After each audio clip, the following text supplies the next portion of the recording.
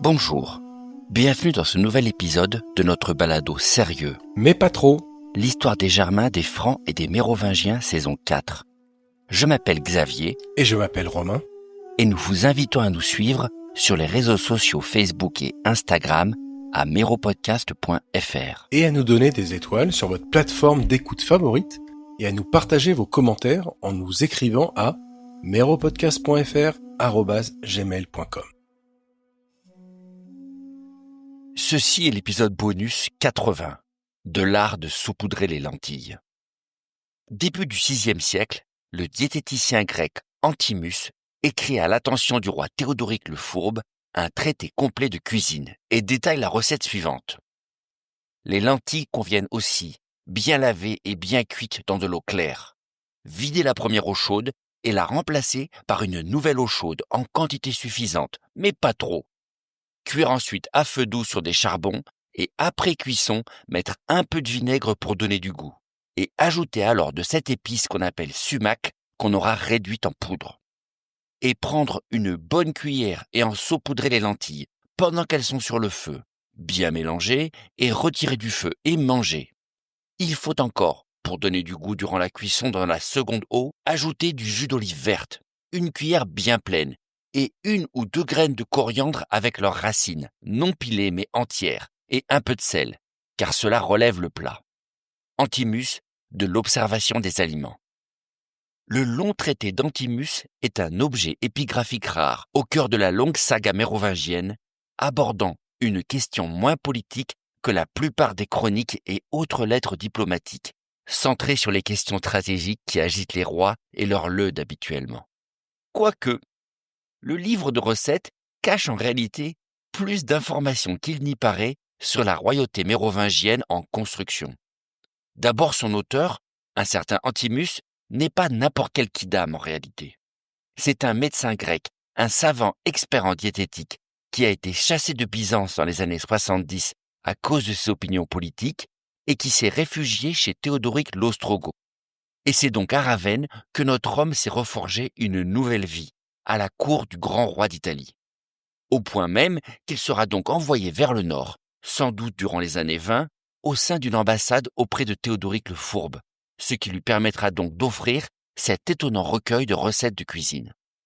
Un document exceptionnel donc, à mi-chemin entre cuisine et pharmacie, puisque notre homme compose en réalité un manuel de diététique, couvrant quasiment une centaine d'aliments, leurs vertus respectives et bien entendu, les meilleures recettes pour les accommoder. De l'observation des aliments est donc autant un guide thérapeutique qu'un livre de cuisine, avec une petite obsession pour la cuisson, voire la surcuisson des aliments, qui à défaut de leur faire gagner en goût, permettait sans doute d'éviter une partie des problèmes bactériologiques habituels de l'époque. Mais ceci dit, l'ambassade d'Antimus et son traité nous racontent aussi 1 ou 2 choses importantes de la haute société franque du VIe siècle, au-delà de savoir ce qu'on pouvait bien manger à l'époque. D'abord, que la diplomatie reste à l'œuvre entre les cours européennes, malgré la chute de l'Empire, et les Francs jouent désormais dans la cour des grands sous ce rapport. Si le roi Ostrogoth envoie une ambassade prestigieuse avec Antimus, c'est que Théodoric le Fourbe est désormais vu comme un partenaire qu'il faut flatter, et pas un seigneur de guerre de 3e zone sans intérêt. Pour le roi de Ravenne, tenter avec des émissaires de haut calibre d'obtenir l'alliance du roi de Reims, qui techniquement est l'un de ses neveux d'ailleurs, mais avec qui les relations n'étaient initialement pas au beau fixe, depuis la guerre de 507-508, doit donc être interprété comme un triomphe diplomatique pour le Fourbe, une reconnaissance spectaculaire de son statut de souverain dominant à l'ouest. Autre rappel intéressant avec cette ambassade, le nec le plus ultra de la puissance et du prestige reste donc toujours et encore l'Empire romain. Quand 2 rois barbares veulent s'envoyer des émissaires, on fait appel à un homme de Constantinople, un lettré grec qui va partager sa science de la médecine, apprise et développée au fil des siècles de civilisation gréco-romaine. Les rois barbares peuvent étaler partout leurs trésors souvent mal acquis, et leurs armées de choc pour prouver à tous leur puissance.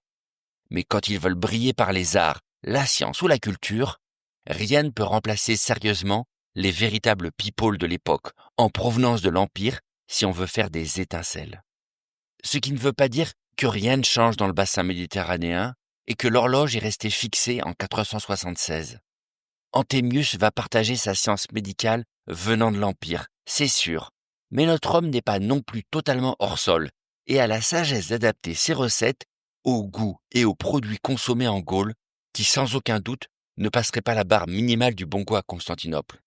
Le lait, le beurre, le lard, la cervoise ou les lentilles, autant d'indices qui montrent bien que le bon diététicien a fait un travail sérieux de son côté, tentant d'infuser un peu de bon sens culinaire auprès de son hôte en tenant compte de la réalité du terrain de la Gaule du Nord et des aliments qu'on y trouve ou qu'on apprécie chez le roi du Regnum.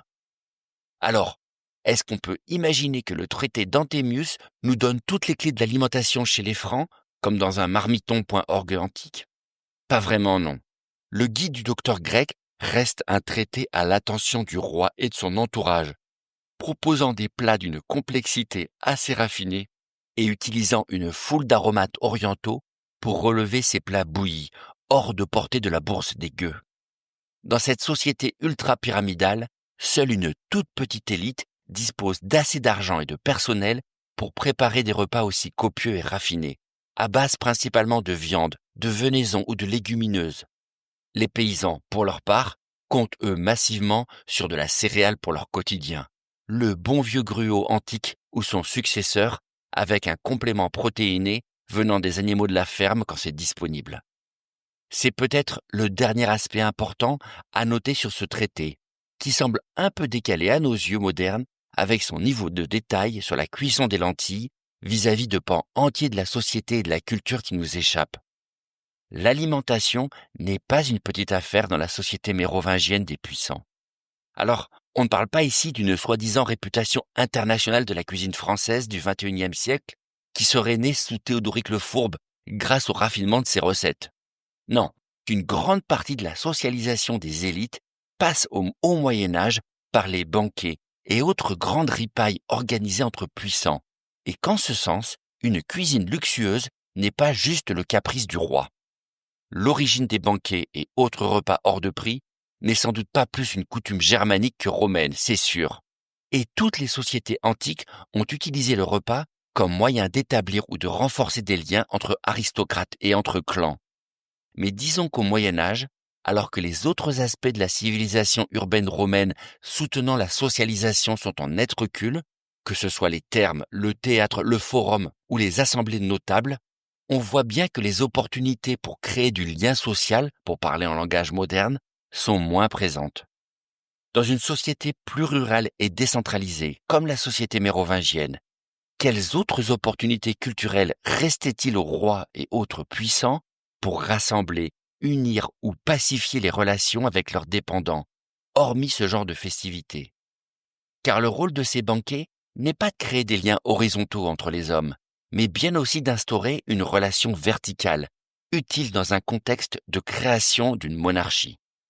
Pour le roi du Regnum, issu d'une culture germanique, le chef doit faire preuve de générosité, comme preuve de son pouvoir, et personne ne doit être capable de rivaliser avec le faste de sa table. La variété des produits, la complexité des mets doivent rappeler à tous les participants que le roi et lui seul a les moyens financiers d'inviter et de servir tous ses convives. L'étalage de nourriture du banquet fait donc partie des instruments de légitimation du pouvoir, et les invités à sa table manifestent ainsi leur loyauté en participant à ce genre de ripaille.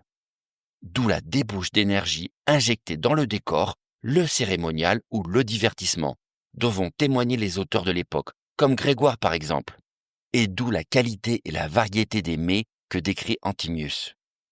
La société mérovingienne se caractérisera donc par des banquets gigantesques, somptueux et généralement très arrosés.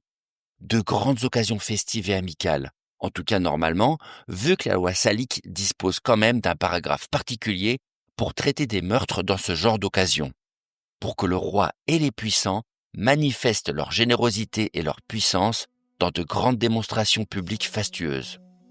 De fait, la survivance du traité d'Anthemius, retrouvé au XIXe siècle dans les archives du monastère de Saint-Gall en Suisse, n'est peut-être pas que le fruit du hasard, mais bien la trace de l'importance de la question dans les relations sociales dans le Regnum Francorum. On dit souvent, en citant Cicéron, qu'il faut manger pour vivre et ne pas vivre pour manger. Sans doute.